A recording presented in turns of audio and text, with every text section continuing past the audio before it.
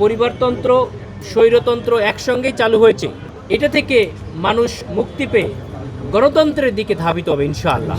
সরাসরি family card দেখানো এবং ফ্ল্যাট অফার করা, এটা মানুষকে কিছুটা প্রভাবিত করা। একটি ঐতিহাসিক নির্বাচন এবং ঈদের আনন্দের মতো ইলেকশন হবে।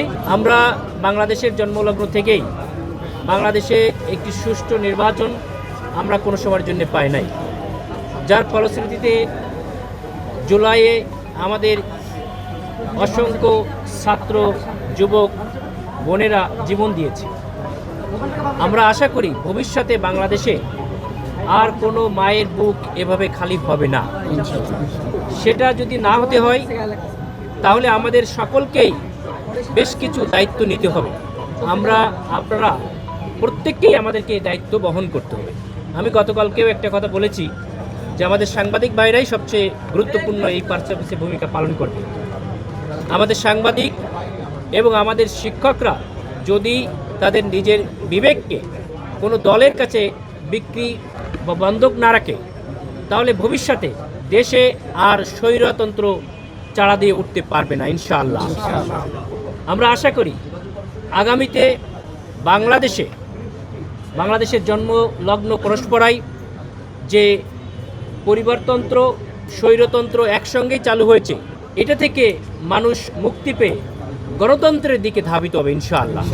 এবং এই ঐতিহাসিক নির্বাচনের মাধ্যমে বাংলাদেশ একটি সমৃদ্ধি, সুন্দর, সাম্যের বাংলাদেশ পাবে, যেখানে প্রত্যেকেই তার ন্যায্য অধিকারের ভিত্তিতে সম্মানের সহিত বসবাস করতে পারবে ইনশাআল্লাহ।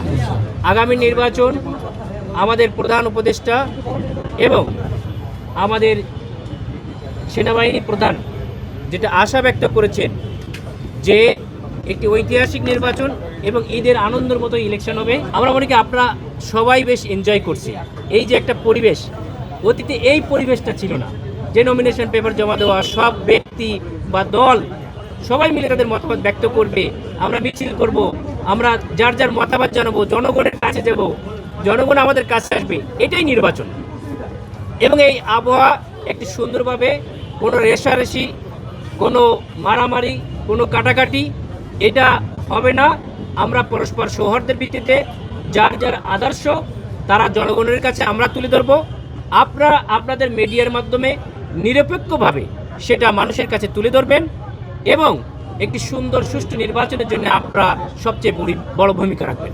17 আসনে আপনারা জানেন আমাদের যিনি প্রধান প্রতিপক্ষ তিনি গতকালকে যে একটা কড়াইল বস্তিতে সরাসরি ফ্যামিলি কার্ড দেখানো এবং ফ্ল্যাট অফার করা, এটা মানুষকে কিছুটা প্রভাবিত করা, যেটা নির্বাচনী আচরণবিধির লঙ্ঘন, আপনারা সবাই জানেন।